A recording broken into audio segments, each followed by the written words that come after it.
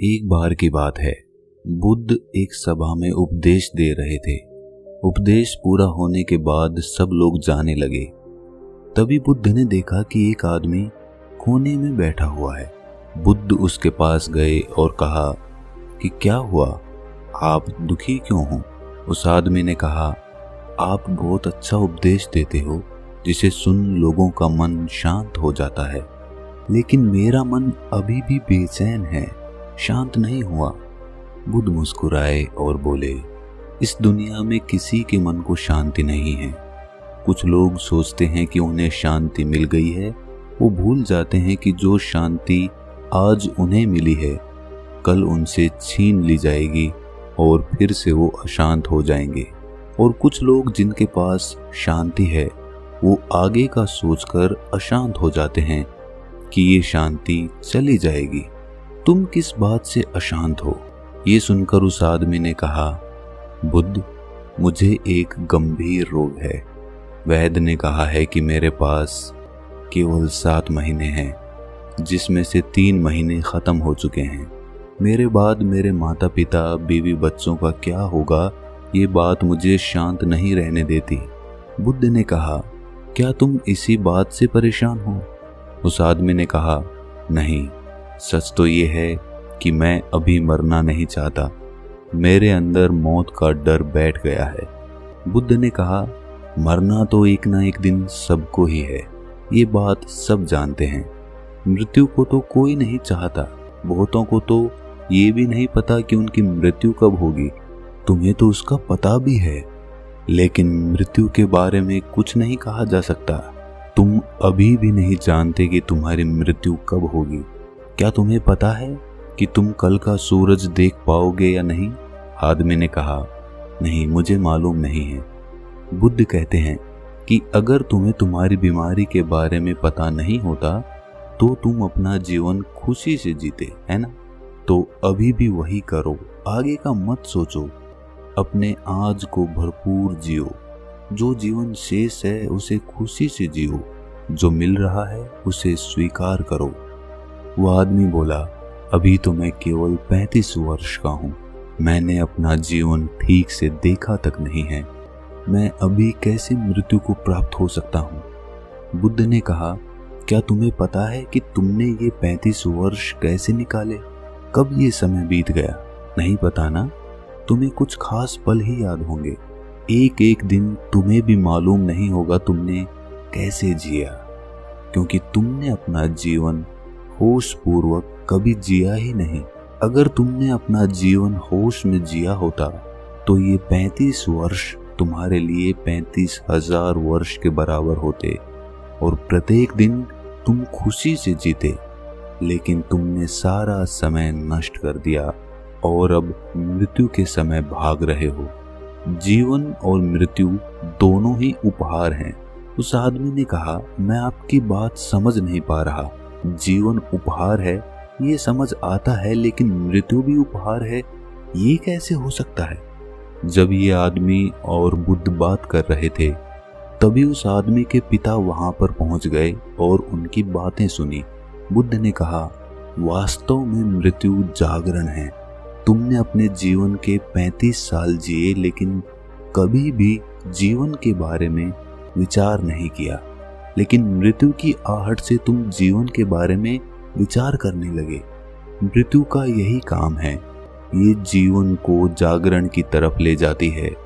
अगर मृत्यु ना होती तो आदमी जीवन जीने तक अंधेरे में ही रहता और कभी भी रोशनी की तरफ नहीं बढ़ता। इसके बाद बुद्ध ने पूछा, क्या तुम्हें जन्म से पहले का कोई ज्ञान है? आदमी ने कहा, नहीं, मुझे जन्म से पहले का कोई ज्ञान नहीं है। बुद्ध ने कहा, जैसे तुम्हें जन्म से पहले का कोई ज्ञान नहीं है, ठीक उसी प्रकार तुम्हें मृत्यु के बाद का भी कोई ज्ञान नहीं है, इसलिए तुम डरे हुए हो। तुम अपने जीवन के शेष दिन खुशी से जियो और ध्यान करो, तब तुम जीवन को समझ जाओगे। जब तक तुम मृत्यु को नहीं समझोगे तुम्हारे अंदर मृत्यु का डर बना रहेगा, लेकिन जब तुम मृत्यु को समझ जाओगे तो मृत्यु तुम्हें एक उपहार लगेगी। बुद्ध की बातें सुन उस आदमी के पिता ने कहा, आपकी बातें सही हैं, लेकिन आप मृत्यु को हमारे लिए उपहार बता रहे हैं, लेकिन वो हमारे लिए उपहार कैसे है? अगर मान भी लें कि मृत्यु उपहार है, तो एक ना एक दिन मृत्यु आने के बाद ये उपहार भी छिन जाएगा। इस पर बुद्ध ने उसके पिता से पूछा, क्या तुम्हें कभी किसी ने कोई उपहार दिया है? हाँ, मेरी बेटी ने मुझे दिया था। बुद्ध ने पूछा, अब वो कहाँ है? वो गांव में आई एक बाढ़ के साथ बह गया और नष्ट हो गया। बुद्ध ने कहा, क्या इससे तुम्हारी बेटी के प्रति तुम्हारा प्यार कम हुआ? पिता ने कहा, नहीं, वो पल मुझे आज भी याद है जब मेरी बेटी ने मुझे वो उपहार दिया था। वो उपहार मैं कभी नहीं भूल सकता। वो मेरी बेटी ने मुझे पहली बार दिया था। वो हमेशा मुझे याद रहेगा। इस पर बुद्ध ने कहा, ठीक इसी प्रकार तुम्हारा बेटा भी तुम्हारे साथ रहेगा। उसके जाने के बाद आपने कितना जिया ये मायने नहीं रखता। खास बात यह है कि हम जो जीवन जीते हैं उसे पूर्ण रूप से जागृत होकर जीना चाहिए। उस आदमी ने कहा, आप सही कहते हैं, लेकिन मेरे बाद मेरे परिवार का क्या होगा? बुद्ध ने कहा, क्या तुम उनके लिए कुछ कर सकते हो? आदमी ने कहा, शरीर से तो मैं अब कुछ भी नहीं कर सकता। बुद्ध ने कहा, फिर जब तुम कुछ कर ही नहीं सकते तो उस बारे में क्यों सोच रहे हो? जो समय बचा है उसे पूर्ण रूप से जियो।